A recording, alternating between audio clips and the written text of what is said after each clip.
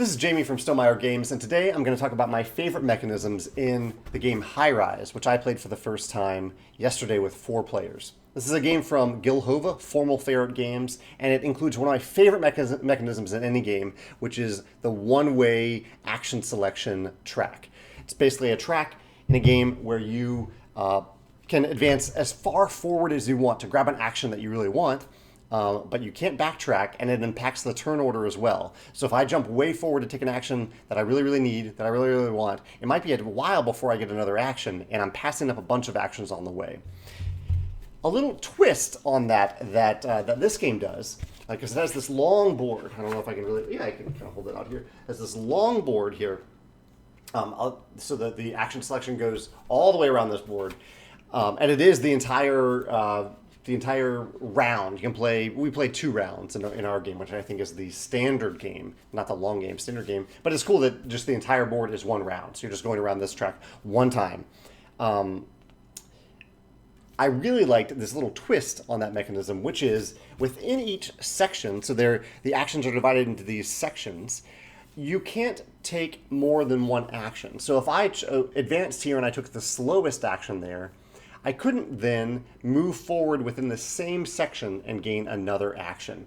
There's a card that can break that rule, but in general you cannot do that. And I think that was a really smart rule to kind of keep you always moving forward. You're always looking at each section, and if you are going to jump ahead and choosing the best action in that section, or sometimes it's arguable which action is the best, so you're choosing one of them that's the best for you, you can't then choose another one. I thought that was really clever.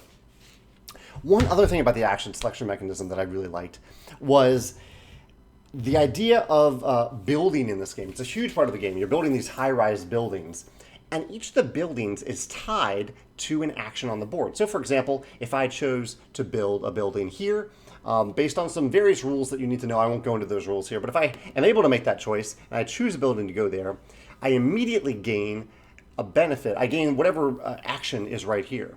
So I'm somewhere else on the board, I'm choosing an action that says build. I'm choosing here, and then I gain this action. And then also, for the rest of the game, whenever another player lands here and uses this action, if they do, I gain a little benefit. I get to grab a resource out of the bag, basically.